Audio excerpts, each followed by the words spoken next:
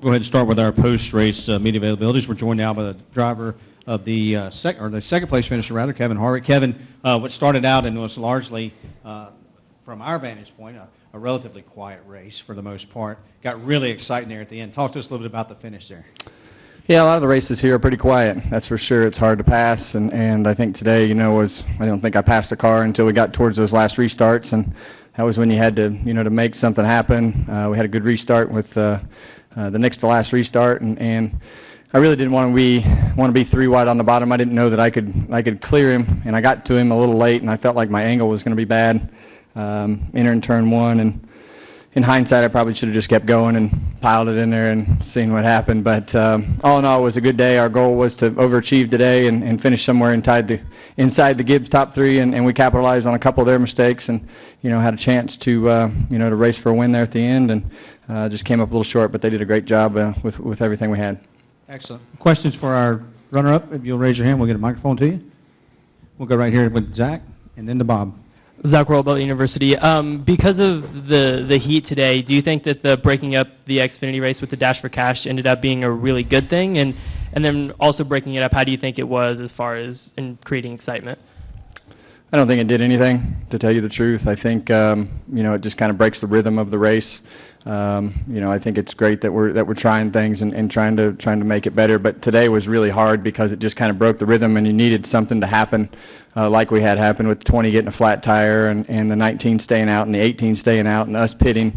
You know, we needed that strategy throughout the day for the race to really play out. When you come in, everybody puts tires on and go back out, and then you know, you can make it on, you know, just one pit stop to split up the remaining part of the race. It kind of you know, it kind of makes it hard. So you know, it's just not something that I'm 100% sold on yet, I guess you could say.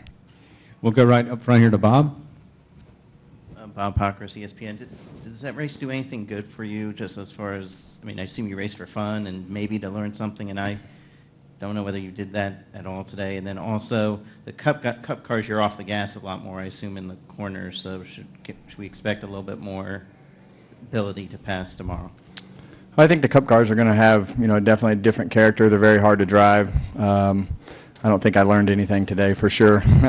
Just tortured myself a little bit with some heat, but these things are signed and delivered before the beginning of the year, and I like to race, and I want to, you know, I want to win here, and that's really what you come for. You want to win a race and try to collect another trophy. So it's hot, but we'll be hydrated for tomorrow, and you know, I'm still pretty lucky to be racing cars for a living, so it could be a lot worse. We'll go right up front here. Hey, Kevin. Rob Peters, Indy Star. Could you, real quick, take us through what the second to last restart, well, the only restart, 2 of the only restarts. The 2 Gibbs cars, they stay out, and you guys pit.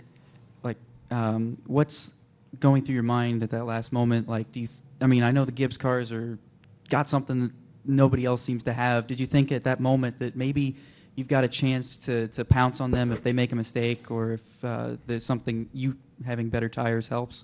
Yeah, I felt like we were in our only chance to, you know, to have a chance to win, and obviously, you know, they have a huge deficit on the rest of the field. You know, Kyle obviously wins a lot of races, and it makes the other 2 guys look really good, and they do okay, but they're in really fast cars, and you know, as you look at the things that they're doing, I mean, everybody else is just behind compared to where they are. So that was really our only scenario to win the race, was to have them stay out like that and us come in and pit, and you know, Kyle was still very good, and especially having clean air. I felt like my best chance was to get by him on the back stretch coming off of 2, if I could get everything lined up like I needed to. I knew it was going to have to be perfect. I just didn't need the scenario to wind up with the 42 at my right rear and waste those 2 corners. I needed to, you know, to capitalize right off the bat. We'll go right here to the middle to Chris. Chris Knight, GetFans.com. Kevin, today was the last race of the season where NASCAR implemented heat races to mix in with the main event. You've had the opportunity to participate and watch heat racing. Do you think it was a good tryout for the series and something? You're late. I already answered that question. Okay, sorry. Read the transcript. Any additional questions for Kevin? Kevin, congratulations on a good run. Thank you.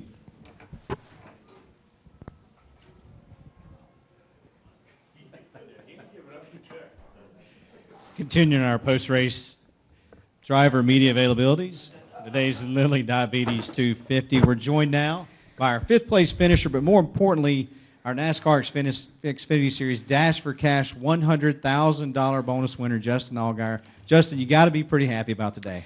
Very happy. You know, to come out of here with a solid top 5, to have all 3 of our junior motorsports cars inside the top 6, to have to race a teammate for this Dash for Cash is something that was challenging and nerve-wracking at the end, but definitely glad to be able to bring this check home. You know, huge thanks to Xfinity, Comcast for all they do for our sport and this series. And this program is something that got started a couple years ago, and I've been trying ever since it got started to be able to stand up here and to hold one of these checks up. And finally today we were able to do it on the last one of the year. So definitely means a lot. And you know, I just can't thank the guys back at Junior Motorsports, like I said, enough. They've done everything I could have ever asked, and to be here today is definitely really cool. Excellent. We'll take questions now. We'll go start in the back with Jerry, and then Brian, work our way to the front. Jerry Jordan, Performance Racing Network, and Kicking the Tires. You got a pretty tight hold on that check there. I guess you've got a place for it at the house. But what about what are your plans for the little one that comes with the dollar signs to it? Well, that I don't know. But what I do know is this one goes home with me, and the little money and the hat. So at least if nothing else, I've got all that. But you know, this is going to go on the wall for sure. It's something that you know, means a lot to be able to take home. No matter, I mean, the little check, obviously, if I get $1 of it or all of it, it doesn't matter. This is I know that sounds really dumb, but this right here is definitely something that means a lot to me. I'm cherished this right here, and like I said, really proud to be able to hold one of these checks up. That's why I'm not letting it go. We'll go up front here to Brian and then to Bob. Justin, Brian Eberly, RubbinsRacing.com. All 4 races this year now with the heat race format have been completed. What are your thoughts overall on the heat race format, and what, if anything, would you like to see changed? Well, I love the heat races. Excuse me. You know, I think it's made it a lot of fun.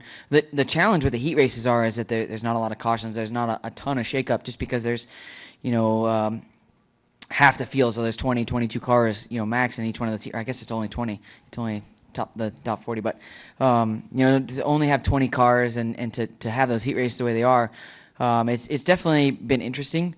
It puts a huge premium on qualifying. So for us to be able to qualify well today was a huge part of that to start up front.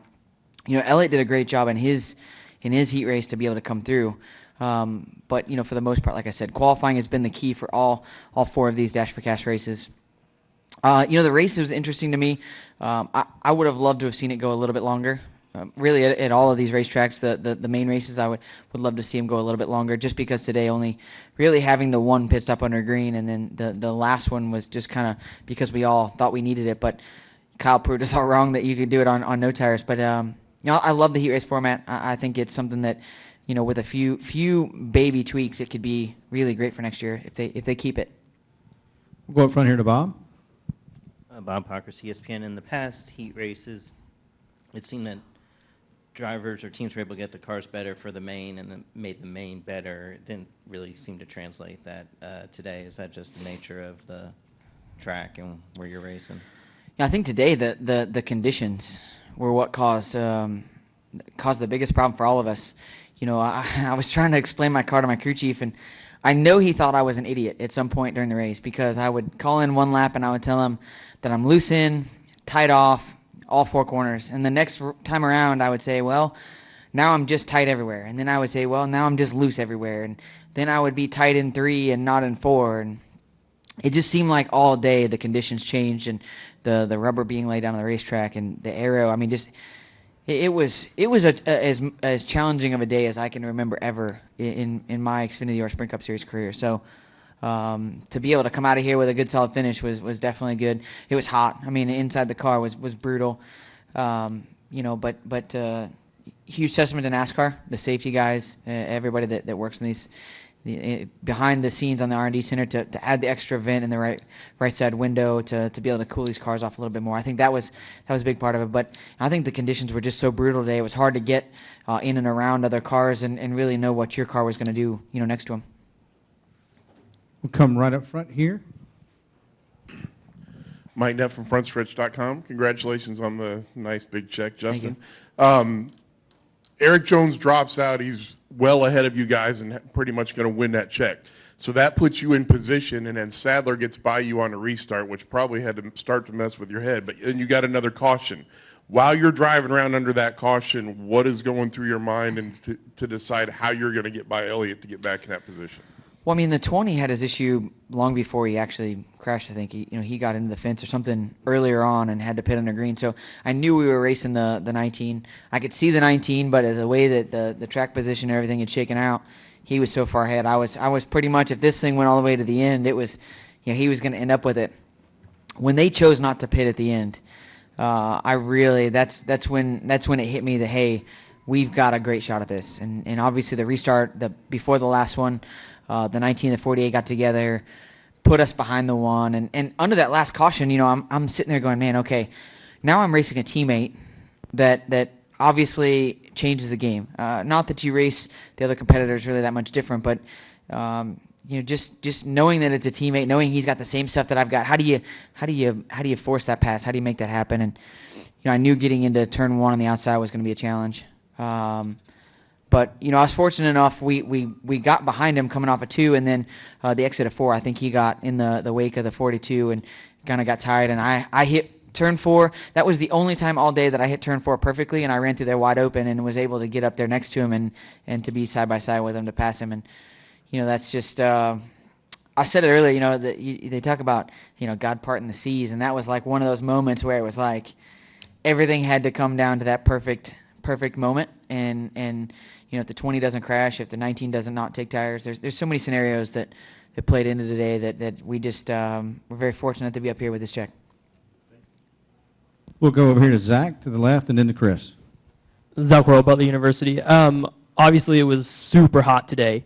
Coming into this race earlier this week, did you look at the weather and try to adjust how you prepare for it? And if you did, what exactly did you do? Yeah, so for us, it's obviously every week is hot, but nothing like it is here. So, I knew the weather conditions. I knew that it was going to be, well into the 90s, possibly even the hundreds. I think the heat index today was 110. I'm not sure. They said on the news this morning that everywhere else in Indianapolis shut down today because of the heat. So if there was any outside events, they pretty much all shut down. I put a thermometer in the car during qualifying before second round. It was 137 degrees. So I know it was hot, but for me this week was just about liquids. Making sure that you had enough liquids in your system. Anything with electrolytes. I was pounding Gatorade and water and drank some Pedialyte this morning, and just anything that you could do to get some hydration to you. And then just in the race, like I said, the cooling duct in the right side window. The guys did a great job of making sure that all of our stuff inside worked really well, and was just fortunate that. We weren't overheated. I don't know if anybody was overheated. I know it wouldn't have been hard to do today, but really fortunate that for us we weren't. We'll finish up here in the back with Chris. Chris Knight, catchfans.com. Congratulations, Justin. Thank you. Next weekend, you go back to Iowa Speedway, where you have four top 10 finishes in the last 5 races. Your outlook on the standalone race? Well, I'm excited. Getting back to Iowa is always a lot of fun. It's one of those places that we feel like we're closer as far as being able to unload off the truck and just we're really good. 1.5 mile, 2 mile racetracks. That's kind of been our weakness. So to come out of here today with a good solid finish with all 3 of our cars, I think that bodes well moving forward. But at the same time, these short tracks are kind of our bread and butter, and we feel like that's where our real strengths are. I love Iowa Speedway. It's one of my favorites on the circuit. They've done a great job with the facility there. It's getting worn out and getting some character to it, which always makes it great. And we have a night race. So, there's a lot of differences from when we were there a couple of weeks ago. We had a strong car a couple of weeks ago, and ultimately things didn't play out. I ended up speeding on pit road and put us way behind, but we were right on pace to be well in the top 5 at that point too. So we'll go to work. I mean, obviously everybody back at the shop's working really hard to make sure that these races coming up are the best they can be. And, we're going to see racetracks like all of these in the chase, and we're going to have to make sure that we're at 100% to beat the Gibbs cars. Justin, congratulations on the $100,000 bonus. Do we have one more in the back? No, we're all good. Follow up. How do you guys feel about where you guys stand as far as this grueling stretch of races, which I think is like 21 races in 22 weeks? How do you feel like you guys are at this point? Well, I feel like we're pretty good. I know the scheduling of the shop, those guys, they're hating life a little bit right at the moment to make sure that we got race cars to go to the racetrack. But from a driver standpoint, I couldn't be happier to have this consecutive stretch of races. Seems like it never fails. You have a bad weekend going into an off week or off 2 weeks. So for us, next week's always a new week, and you just keep plugging away. It's going to be hot this summer everywhere we go, and so just being able to go out there and gruel it out in the heat, I think it's going to be good. I'll say it one more time. Congratulations, Thank you. Justin. Thanks, Look guys. forward to next week.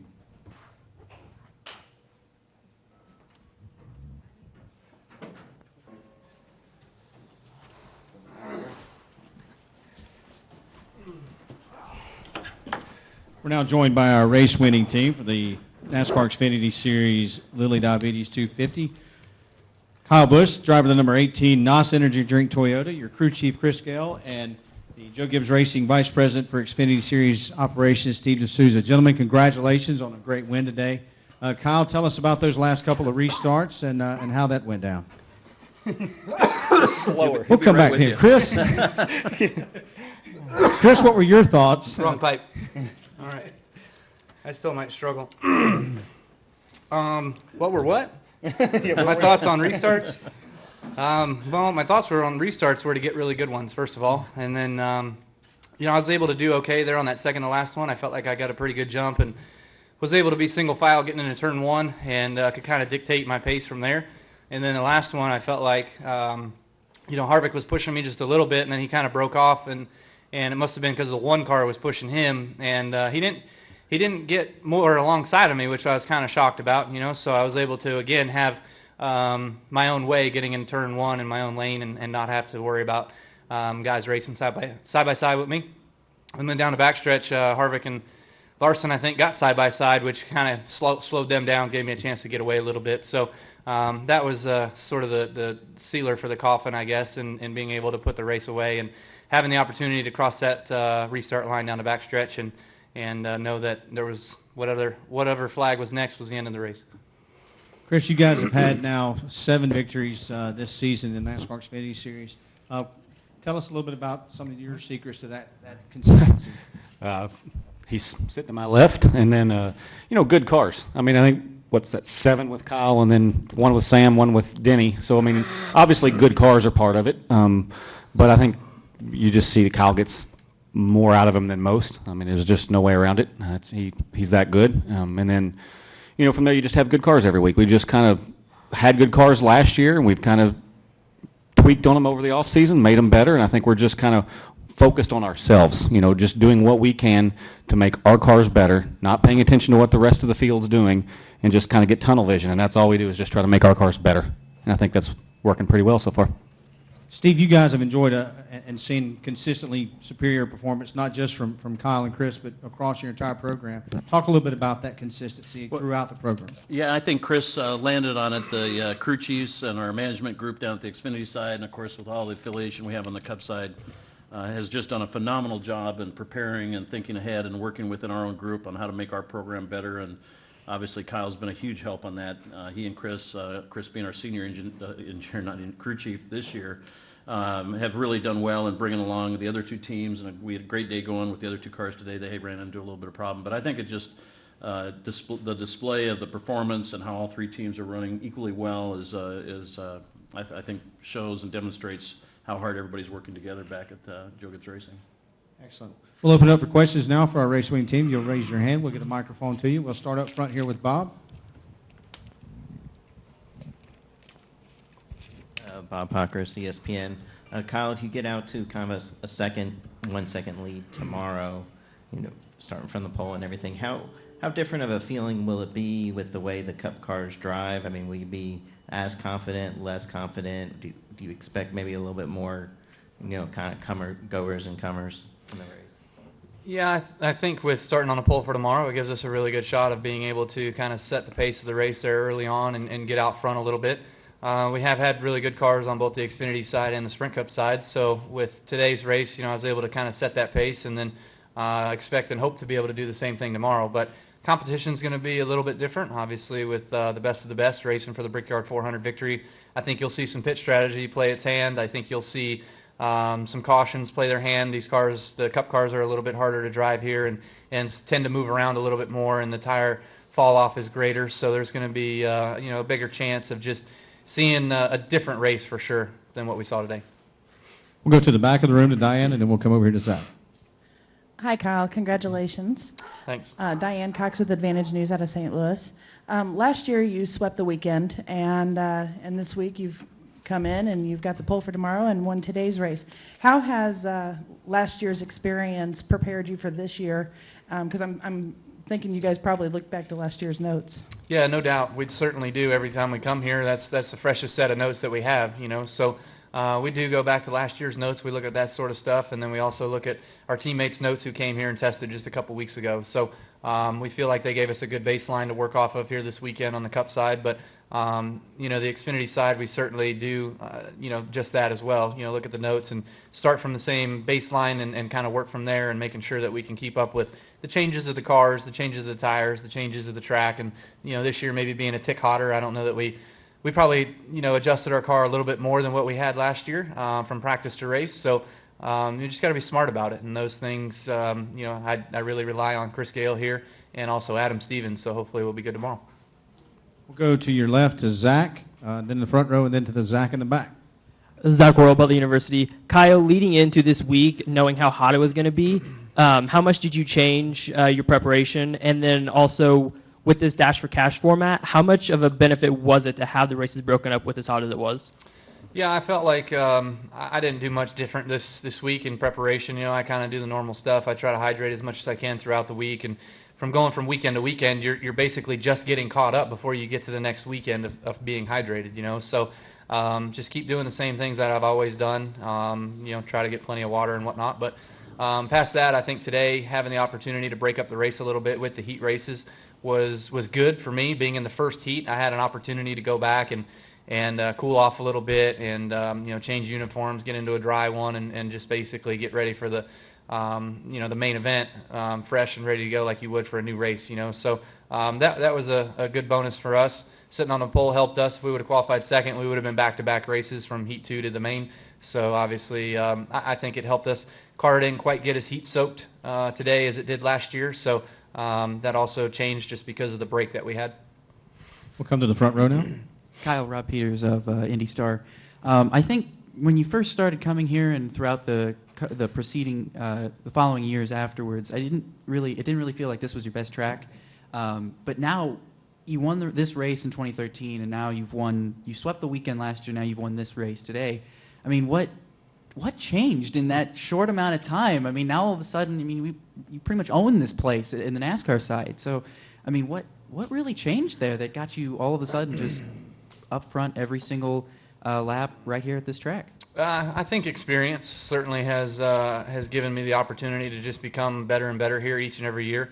Running the Xfinity cars has certainly helped my Sprint Cup effort, I feel like, and even before that, you know, I think I finished second or third, you know, probably 3 years in a row before I was able to win here last year. So our average finish is certainly going in the right direction, and you know, hopefully tomorrow can be another good, solid, smooth day for us. And you know, if we don't lead every lap, that's not a problem. We just want to lead the last one and make sure that we can try to take that checker flag home. We'll go to the back to Zach. Zach Tantarelli, front stretch. Braxton didn't seem to be liking the bricks too much out there. Did you think that would be something he would like doing, or were you surprised that he wasn't really into it? Well, he's 14 months old, so let's give him a little bit of a break here. He doesn't even really get high five or hello yet. So you know, trying to get a 14-year-old to kiss the bricks is a little challenging. So you know, I'm sure once he sort of gets the idea, there will be a time in which you know, maybe I'll win a race and he'll want to kiss some bricks, or maybe he'll win a race and he'll kiss some bricks. You know, so who knows? But all in all, he sat there. I thought he did better than we expected him to. Last year, he didn't have a choice. He just sat there. I think last year he was 4 or 5 months old, so you know, it was a little easier to hold on to him. But now he's walking and running and trotting, whatever it is. He's hard to hold, so he just wants to go, go, go. We'll come right up here in the front to Brian and then to Chris. Brian Eberly, RubbinsRacing.com. Kyle, you kind of touched on the heat race format here today, but overall for the Xfinity Series this year, what's kind of your opinion on that being new this year, and would you tweak anything? I think it's okay. I do feel like we can tweak a couple things. You know, I think instead of 2 heat races, which, you know, lines up the inside row and lines up the outside row, I'd like to see 4 heat races. I think, you know, if you get a winner in the first heat and then a second place finish. You know, you line them up, winner, winner, winner, winner. That's the top 4, and then the second place car would start 5th. So, for instance, if I finish 2nd, I'd start 5th. I'd actually have to pass cars instead of just starting 3rd or 4th, whatever it might be. So you get guys farther back. I think that would be interesting, and I'm not really sure yet why we qualify to line up for the heat races. You know, let's just pick pills and just go for it. You know, it doesn't matter. You're going to have more passing. You're going to see guys racing their way past other people towards the front, and it's actually going to mean something a little bit more to just do it randomly. So I think that would be a bit more exciting. I know there's some politics and things involved with pole day and all that sort of stuff. So if NASCAR can work their way around those sorts of things, then you know, we could probably put on a titch better show. Go right back to the middle of Chris. Chris Knight, catchfence.com. Congratulations, you guys, on the win today. At piggyback on Brian's question, and then I got a follow up. How would you feel about a draw? For what? For the heat races, like, you know, they. Yeah, I just said that. Yeah, draw it. Invert. What about an invert though? After the heats? Yeah. Then why race a heat race? Why not just qualify and then pick a pill and invert us that way? You know.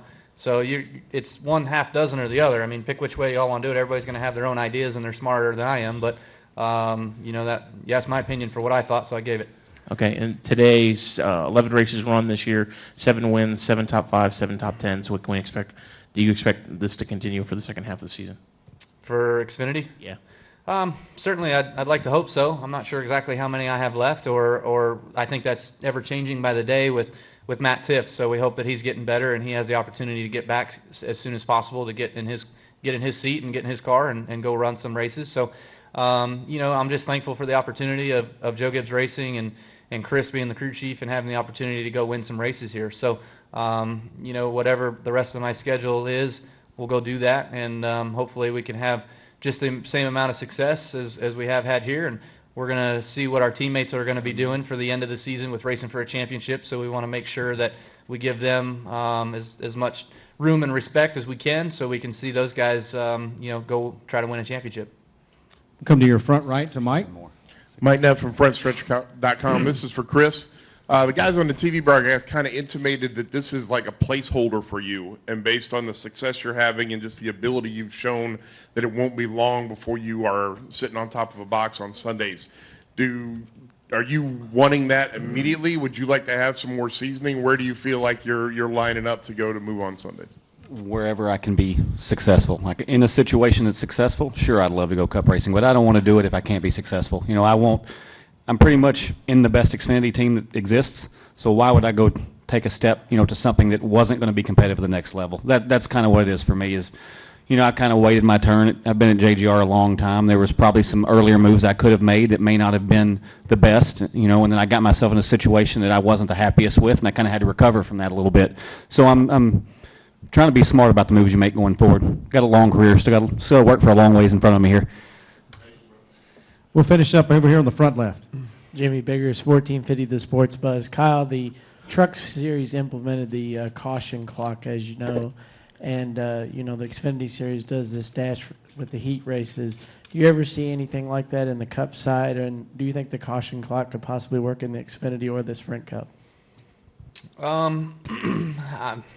Yes, no. I mean, I think it's debatable whether or not people like it or don't like it. You know, I know the drivers are a big proponent of trying not to add, what do we call it, cheesy distractions to a race, and you know, sometimes let the strategy play out of what a race may be like. And last week we had green flag stops in the Cup race, and then with 40 to go, we got an odd caution that bunched up the field. You know, so we don't like those either. You know, we'd much rather know when a caution is coming than just have one thrown because they want to see one. So there's certainly some things that we can do maybe as a sport to collectively make it better, but I think the on-product on the racetrack is first and foremost, you know, being able to make cars that can go front to back, back to front, whichever you want to say it.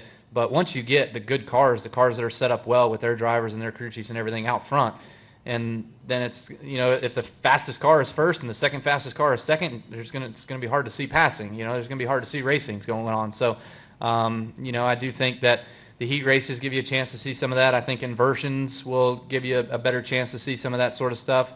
Maybe the races not quite being as long as they are on Sundays could also be an opportunity to move around the needle a little bit. Gentlemen, thanks for coming in. Congratulations on a great win. Thanks. Engineer.